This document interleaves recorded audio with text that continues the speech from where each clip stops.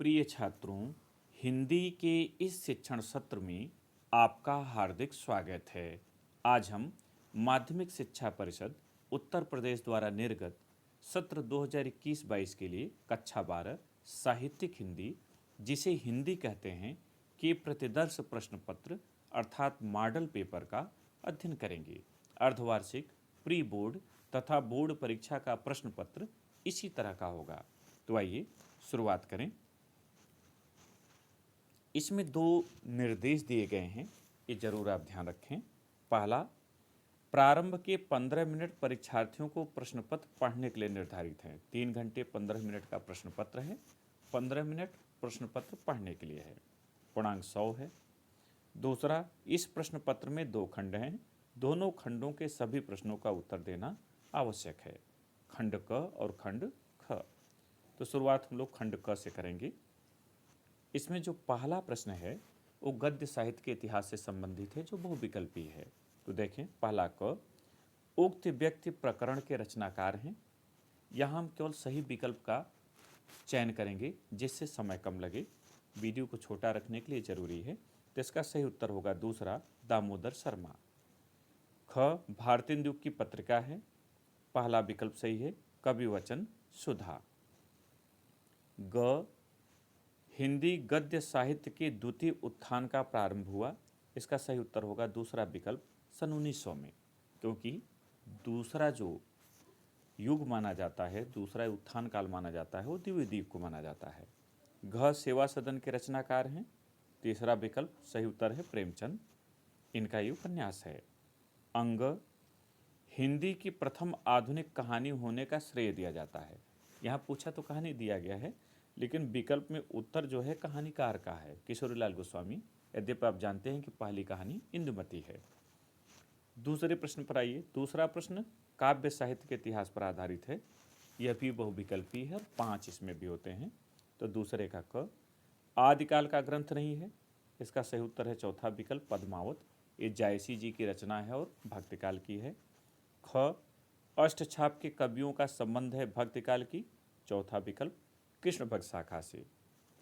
ग, श्रृंगार और वात्सल्य रस के अमर कवि हैं। इसका सही उत्तर है तीसरा विकल्प, सूरदास।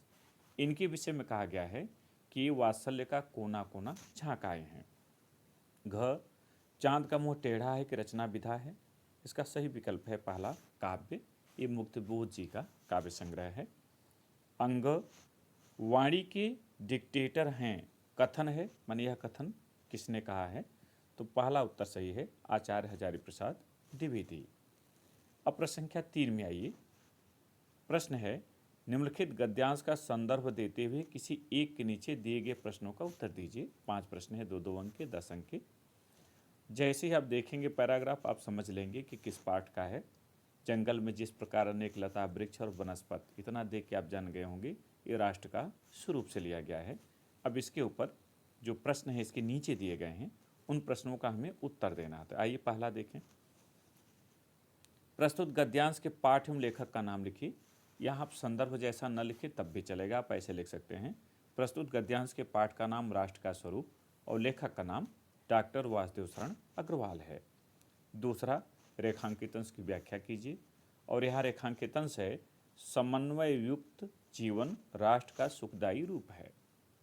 उत्तर, निबंधकार डॉक्टर वासुदेव शरण अग्रवाल जी कहते हैं कि राष्ट्रीय संस्कृत अथवा राष्ट्र के अस्तित्व के लिए प्रत्येक नागरिक को भाषा, धर्म, जाति, संप्रदाय आदि पर आधारित भेदभावों को भुलाकर पारस्परिक सौहार्द का परिचय देना चाहिए। इस प्रकार की समन्वयात्मक भावना के परिणाम स्वरूप ही किसी राष्ट्र के नागरिक सुखद जीवन व्यतीत कर सकते हैं और यही राष्ट्र का सुखदायी रूप है।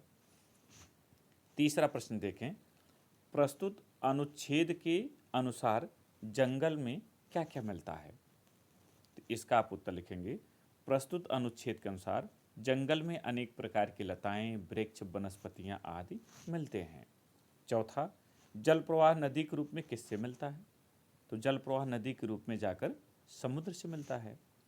पांचवा, राष्ट्रीय जीवन की अनेक विधियां राष्ट्रीय संस्कृति में क्या प्राप्त कर रही हैं। उत्तर, राष्ट्रीय जीवन की अनेक विधियां राष्ट्रीय संस्कृति में समन्वय प्राप्त कर रही हैं। अगर आपको ये नहीं करना है तो आप अथवा का चयन करिए। नए शब्द, नए मुहावरे, इतना जैसे ही आप देखेंगे आपको पता चल जाएगा कि भाषा और आधुनिकता का है। अब इस पर आधारित प्रश्नों का उत्तर दीजिए। पहला, प्रस्तुत गद्यांश के पाठ में लेखक का नाम लिखिए। उसी तरह लिखिए कि प्रस्तुत गद्यांश के पाठ का नाम भाषा और आधुनिकता तथा लेखक का नाम प्रोफेसर जी सुंदर रेड्डी है। दूसरा, रेखांकित अंश की व्याख्या कीजिए। और यहाँ रेखांकित अंश है, वरन नए पारिभाषिक शब्दों को एवं नूतन शैली प्रणालियों को व्यवहार में लाना ही भाषा को आधुनिकता प्रदान करता है। उत्तर, निबंधकार प्रोफेसर जी सुंदर रेड्डी जी कहते हैं कि केवल नवीन शब्द गढ़कर ही भाषा को आधुनिक नहीं बनाया जा सकता, वरन भाषा को आधुनिक बनाने के लिए नवीन पारिभाषिक शब्दों एवं नवीन लेखन शैलियों पर आधारित लेखन पद्धतियों को अपनाना होगा। ऐसा करके ही भाषा को व्यवहारिक एवं आधुनिक अर्थात प्रगतिशील बनाया जा सकता है। तीसरा प्रश्न, किन किन के प्रयोग से भाषा आधुनिक बनती है? उत्तर, नए शब्द, नए मुहावरे एवं नई रीतियों के प्रयोग से भाषा आधुनिक बनती है। चौथा, भाषा का विकास कब नहीं होता है? तो आधुनिक विचारधाराओं के अनुरूप केवल नवीन शब्दों को गढ़ने मात्र से भाषा का विकास नहीं होता है। पांचवा प्रश्न, नए शब्द गढ़ने मात्र का क्या तात्पर्य है? स्पष्ट कीजिए। उत्तर, नवीन शब्द गढ़ने मात्र का तात्पर्य है कि भाषा को उन्नत बनाने के लिए पहले से प्रचलित शब्दों के स्थान पर उसी अर्थ को व्यक्त करने के लिए नए शब्दों का निर्माण करना। चौथा प्रश्न पद्यांश पर आधारित है। इसमें भी किसी एक का चयन कर उसके नीचे दिए गए प्रश्नों का आपको उत्तर देना है। 2-2 अंक के 5 प्रश्न, कुल 10 अंक के हैं। तो पहले के नीचे आप प्रश्न देखें। पहला, प्रस्तुत पद्यांश के पाठ एवं कवि का नाम लिखिए। उत्तर, प्रस्तुत पद्यांश का शीर्षक या पाठ का नाम श्रद्धा, मनु और कवि का नाम जयशंकर प्रसाद है। दूसरा, रेखांकित अंश की व्याख्या कीजिए। यहाँ नील परिधान बीच सुकुमार, खुल रहा मृदुल अधखुला अंग, खिला हो ज्यों बिजली का फूल, मेघ बन बीच गुलाबी रंग, ये रेखांकित है। व्याख्या देखें।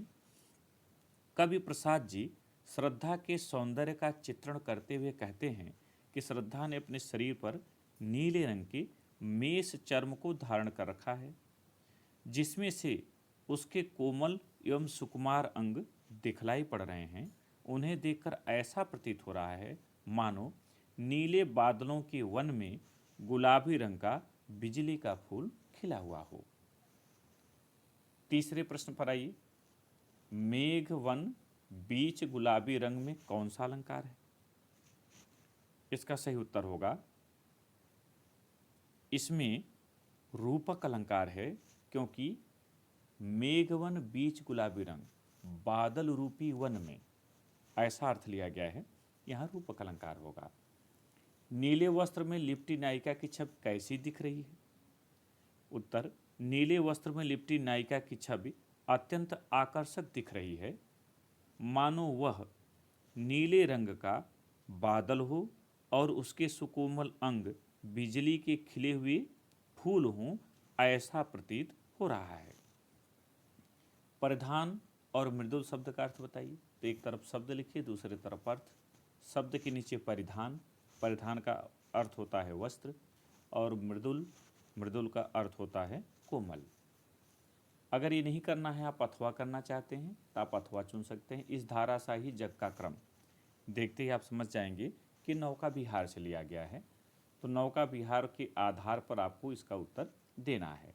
तो पहला प्रश्न, प्रस्तुत पद्यांश के पाठ एवं कवि का नाम लिखिए। उसी तरह से प्रस्तुत पद्यांश के पाठ का नाम नौका विहार या प्रस्तुत पद्यांश का शीर्षक नौका विहार और कवि का नाम सुमित्रानंदन पंत है। फिर रेखांकित अंश की व्याख्या, और यहाँ रेखांकित अंश है, इस धाराशाही जग का क्रम, शाश्वत इस जीवन का उद्गम, शाश्वत है गति शाश्वत संगम। व्याख्या क्या होगी? नौका विहार के क्रम में कवि पंत जी कहते हैं कि इस संसार का क्रम भी जलधारा के समान है। जिस प्रकार यह धारा सदा से बहती चली आ रही है, कभी समाप्त नहीं होती, उसी प्रकार यह जीवन भी है जो कभी समाप्त नहीं होगा। जिस तरह जो जल आगे बह जाता है उसका स्थान पीछे से आने वाला जल ले लेता है, उसी तरह जब एक पीढ़ी विदा होती है तो दूसरी पीढ़ी उसका स्थान ले लेती है। इस प्रकार जलधारा के समान ही जीवन की गति तथा मिलन शाश्वत है। अब आइए तीसरे प्रश्न पर। नाव की गति को देखकर कवि के मन में कैसे विचार आ रहे हैं? उत्तर, नाव की गति को देखकर कवि के मन में अनेक तरह के विचार उठ रहे हैं। एक ओर वह जलधारा के समय समान ही जीवन को शाश्वत मानता है, तो दूसरी ओर आकाश का अनंत विस्तार, चंद्रमा की चांदी जैसी हंसी, लहरों का ऐश्वर्य आदि को भी शाश्वत की संज्ञा देता है। संसार रूपी नौका को चलाने वाले परमात्मा के प्रति वह विनयावनत होता है और अमरता का अनुभव करता है। कवि के अनुसार जीवन में क्या शाश्वत है? कवि के अनुसार जीवन में जन्म के बाद मृत्यु तथा मृत्यु के बाद जन्म शाश्वत है। यही कारण है कि जीवन रूपी नौका का विहार निरंतर चलता रहता है। पांचवा, इस धारा सा जग का क्रम में कौन सा अलंकार है? इसमें उपमा अलंकार होगा। धारा सा वाचक शब्द है, उपमा अलंकार होगा। पांचवें प्रश्न पर आइए। पांचवा प्रश्न दो खंडों में विभाजित है, खंड क और खंड ख। क में किसी एक लेखक का जीवन परिचय और उसकी रचनाओं का उल्लेख करना होता है।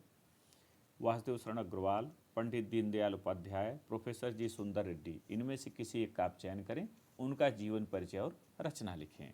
उसी तरह ख में किसी एक कवि का जीवन परिचय और उनकी कृतियों का उल्लेख करना होता है। जयशंकर प्रसाद, रामधारी सिंह दिनकर, सूर्यकांत त्रिपाठी निराला, अयोध्या सिंह उपाध्याय, हरिऔध, इनमें से किसी एक का चयन करें और उनका जीवन परिचय और रचनाएं लिखें। प्रश्न संख्या 6 कहानी लेखन से संबंधित है। पंचलाइट अथवा बहादुर कहानी की समीक्षा कीजिए अथवा कर्मनाशा की हार कहानी के प्रमुख पात्र का चरित्र चित्रण कीजिए। किसी एक का आपको चयन करना है और उसका उत्तर देना है। इसी तरह से प्रश्न संख्या 7 खंड काव्य पर आधारित है और हर मंडल में अलग अलग खंड काव्य चलते हैं। जैसे प्रयागराज में आलोक वृत्त खंड काव्य चलता है, आपके सामने दिखाई दे रहा है। आलोक वृत्त खंड काव्य के आधार पर असहयोग आंदोलन की घटना का वर्णन कीजिए अथवा आलोक वृत्त खंड काव्य के आधार पर महात्मा गांधी की चारित्रिक विशेषताओं पर प्रकाश डालिए, माने महात्मा गांधी का चरित्र चित्रण। तो इनमें से किसी एक प्रश्न का आपको उत्तर देना है। इसी तरह से जिस मंडल में जो विद्यार्थी पढ़ रहे हैं उस मंडल में जो खंड काव्य चलता है उसी के प्रश्नों का वो चयन करें। यहीं पर खंड क समाप्त हो जाता है। अब खंड ख। खंड ख में पहला और पूरे प्रश्न पत्र का 8वां प्रश्न दो खंडों में विभाजित है, खंड क और खंड ख। जो खंड क है इसमें आप देखेंगे तो स्पष्ट लिखा हुआ है कि निम्नलिखित संस्कृत गद्यांश का संदर्भ सहित हिंदी में अनुवाद कीजिए। अब यहाँ आपको ध्यान देना है कि 3 हेडिंग में आपको ये उत्तर करने हैं, जिसका भी करना है, चाहे अथवा ऊपर करें या नीचे करें।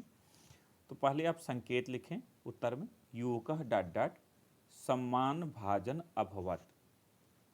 फिर संदर्भ लिखें, प्रस्तुत संस्कृत गद्यांश हमारी पाठ्यपुस्तक हिंदी के संस्कृत खंड के अंतर्गत महामना मालवीय पाठ से लिया गया है। फिर तीसरी हेडिंग डालें, हिंदी में अनुवाद और पूरे का अनुवाद लिख दें। इसे महामना मालवीय पाठ के आधार पर तैयार करें। अगर आप दूसरा करना चाह रहे हैं, अथवा करना चाह रहे हैं, तो अतीते प्रथम कल्पे इतना देखकर ही आप समझ गए होंगे कि जातक कथा का है। तो यहाँ भी संकेत, संदर्भ और हिंदी में अनुवाद, इस आधार पर आप उत्तर करें। खंड क में जो खंड संस्कृत गद्यांश था, वहीं खंड ख में संस्कृत का पद्यांश या श्लोक होता है। उनमें से किसी का आपको एक का उत्तर देना होता है। जैसे भाषास मुख्या मधुरा दिव्या गिरवाण भारती, ये देख करके ये आप समझ जाएंगे कि सुभाषित रत्नान का है। और यहाँ ध्यान रखिएगा जो संदर्भ लिखेंगे उसमें लिया गया है नहीं, बल्कि अवतरित है या उद्धृत है, ऐसा आप करेंगे। इसका जो अथवा है, अगर उसे आपको करना है तो यह नृपति दिलीपः पाठ से लिया गया है, इसलिए यहाँ आप अपने संदर्भ में नृपति दिलीपः पाठ का नाम अंकित करें, शेष उसी तरह से लिखें। प्रश्न संख्या 9 पर आइए। निम्नलिखित में से किन्हीं दो का संस्कृत में उत्तर दीजिए। 2 अंक के 2 प्रश्न हैं जिनको आपको करने हैं। दिया 3 या 4 जाता है, यहाँ 4 दिया हुआ है। पहला है संस्कृत साहित्यस्य प्रमुखा कवयः के सन्ति। साधारण से आपको उत्तर लिखना है संस्कृत में। आदि कवि वाल्मीकि, महर्षि व्यासः, कविकुलगुरुः कालिदासः च संस्कृत साहित्यस्य प्रमुखाः कवयः सन्ति। किम धनम सर्वप्रधानम? उत्तर विद्याधनम सर्वप्रधानम। ज्ञानमय प्रदीपः केन प्रज्वलित? ज्ञानमय प्रदीपः महर्षि दयानंदेन प्रज्वलित। दिलीपः कस्य प्रदेशस्य राजा आसीत्? दिलीपः बेलाव प्रवलयां परिखीकृत सागराम उर्वी प्रदेशस्य राजा आसीत्। संबंधित पाठों में देखेंगे तो आपके सारे प्रश्नोत्तर मिल जाएंगे। प्रश्न संख्या 10 में आए। जो प्रश्न संख्या 10 है वो 3 खंडों में विभाजित है। खंड क रस से, खंड ख अलंकार से और खंड ग छंद से संबंधित है। प्रश्न देखें। श्रृंगार रस अथवा करुण रस की परिभाषा लिखकर उसको उदाहरण दीजिए। मैंने यहाँ आप किसी एक रस की परिभाषा भी लिखें और उदाहरण भी। श्लेष अलंकार अथवा दृष्टांत अलंकार की परिभाषा उदाहरण से लिखिए। यहाँ किसी एक का परिभाषा भी लिखना है और उदाहरण भी देना है। चौपाई छंद अथवा दोहा छंद की परिभाषा उदाहरण से लिखिए। यहाँ चौपाई या दोहा में से किसी एक की परिभाषा भी लिखना है और उदाहरण भी देना है। जो 11वां प्रश्न है वो निबंध लेखन से संबंधित है। यहाँ पर किसी एक का चयन कर लें, जैसे बेरोजगारी समस्या और समाधान, सर्वधर्म संभाव, किसी मेले का आंखों देखा वर्णन, गोस्वामी तुलसीदास। तो उसकी पहले रूपलेखा लिखें, फिर पूरा निबंध विस्तार से लिखें और विस्तार से बचना भी है। 1.5 से 2 पृष्ठ में अपनी बात आपको कहनी है जिससे आप पूरा प्रश्न पत्र हल कर सकें। प्रश्न संख्या 12 जो है वो व्याकरण से संबंधित है और यहाँ गणित जैसा नंबर मिलेगा, इसलिए इसमें बड़ी सावधानी बरतें। 12 का क देखें, ये 3 भागों में विभाजित रहता है। संधि पूछा गया है जिसे पावकः का संधि विच्छेद होगा। इसका सही उत्तर होगा पौधन अकह पावकः, इसे आपको उत्तर पुस्तिका में लिखना है, असही है। दूसरा प्रेजते का संधि विच्छेद होगा। प्रेजते का संधि विच्छेद प्रधन ईजते होता है, इसलिए आप यहाँ स चुनेंगे, प्रधन ईजते। तीसरा पुस्तकालय में संधि है, तो पुस्तकालय में जो संधि है वो स्वर संधि है, क्योंकि दीर्घ स्वर संधि का यह उदाहरण है। फिर आप ख पर आएं। ख में किसी एक समास का विग्रह करना है, समासिक पद का, और उसका नाम लिखना है। यहाँ दशाननः, कृष्ण सर्पः, प्रत्येकम 3 दिए गए हैं। तो आप पहले समस्त पद लिखें, जैसे दशाननः, फिर समास विग्रह करें, 10 आननान यस्य सह, या 10 मुख हैं जिसके, फिर समास का नाम लिखें, बहुब्रीहि समास। इसी तरह कृष्ण सर्प, कृष्ण सर्प, काला शाम, कर्मधारय समास। प्रत्येकम, एकम एकम प्रति, माने हर एक, अभिभाव। फिर प्रश्न संख्या 13 देखें। 13 का क पहला आत्मन शब्द का द्वितीय बहुवचन रूप होगा। यहाँ विकल्प दिया गया है, इसलिए सही विकल्प का आपको चयन करना है। तो अ होगा आत्मनः। दूसरा नामन शब्द चतुर्थी विभक्ति के बहुवचन का रूप लिखिए, यहाँ आपको लिखना है, जिसका सही उत्तर होगा नामभ्यः। अब खंड ख पर आइए। खंड ख का जो पहला है अस्था धात लोट लकार मध्यम पुरुष एक वचन का रूप होगा। आपको यहाँ चुनना है, सारी बातें कह दी गई हैं, चुनना है। तो इसका ब सही है तिष्ठ। और इसका जो दूसरा है पिवताम अथवा नित्वा का धातु लकार पुरुष तथा वचन लिखिए। तो आप पहले रूप लिख दीजिए पिबताम, फिर हेडिंग डाल के आप लिखिए धातु पाधातु लकार लोट लकार पुरुष प्रथम पुरुष वचन द्विवचन। और जो ये नित्वा है ये धातु के रूप में नहीं है, बल्कि नी धातु में कत्वा प्रत्यय लगा है, तो प्रत्यय का उदाहरण है, इसलिए यहाँ रूप इसका नहीं बनेगा। खंड ग में आइए, निम्नलिखित में से किसी एक शब्द के धातु एवं प्रत्यय का योग स्पष्ट कीजिए। यहाँ ध्यान दीजिएगा कि पहले आप शब्द लिखिएगा, फिर उस शब्द का, जो शब्द आप ले रहे हैं उसका धातु और प्रत्यय हेडिंग डालना। जैसे आपने कृतः लिया तो पहले शब्द के नीचे कृतः लिख दिया, फिर धातु के नीचे क्री धातु क्री है, फिर प्रत्यय के नीचे कत प्रत्यय, आधा क और त कत प्रत्यय। गतः में भी इसी तरह से गम धातु और कत प्रत्यय, फिर दत्वा में दा धातु और कत्वा प्रत्यय। इस तरह से आप इसे लिखेंगे। फिर इसका दूसरा भाग देखें, निम्नलिखित में से किसी एक शब्द का प्रत्यय लिखिए। यहाँ आपको प्रत्यय का नाम लिखना है, तो एक तरफ शब्द लिखिए, दूसरी तरफ प्रत्यय लिखिए।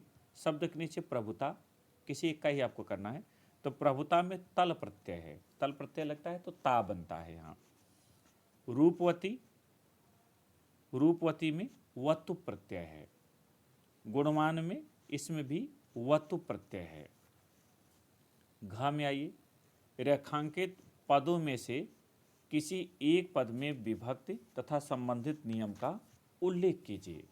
तो आपको ये एक चुन लीजिए, पहले उसे लिख दीजिए, इसे पुत्रेण सह आपने लिख दिया। फिर आप हेडिंग डालिए विभक्ति और वहाँ लिख दीजिए तृतीया विभक्ति।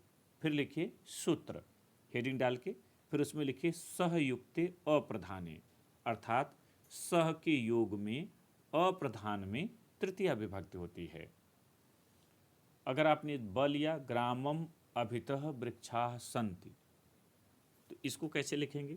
तो पहले आप हेडिंग डालेंगे विभक्ति, द्वितीया विभक्ति, फिर सूत्र अभितः परितः समया निकषा हा प्रतियोगेपि, अर्थात अभितः परितः समया निकषा हा और प्रति के योग में द्वितीय विभक्ति होती है।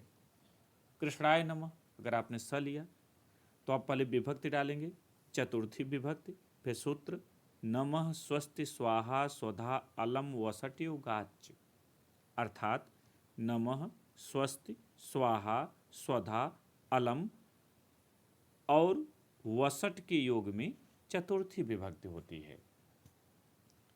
प्रश्न संख्या जो 14 है इस संस्कृत के अनुवाद से संबंधित है, किन्हीं दो का आपको उत्तर देना है। पहला है तुम दोनों जाते हो, उत्तर होगा युवाम गच्छथः, गांव के चारों ओर वृक्ष हैं, ग्रामम परितः वृक्षाः सन्ति, मैं तुम और कृष्ण विद्यालय जाते हैं, अहम त्वम कृष्णश्च विद्यालयम गच्छामः, गाय से दूध दूहता है, गाम दुग्धाम दुग्धि, पिता पुत्र को धर्म समझाता है, पिता पुत्रम धर्मम शास्ति। इस तरह से आपका प्रश्न पत्र पूरा हुआ। मुझे पूरी उम्मीद है कि अगर आप इसे अभ्यास करेंगे तो परीक्षा में अच्छे अंक अर्जित कर सकेंगे। बहुत बहुत शुभकामनाएं, धन्यवाद।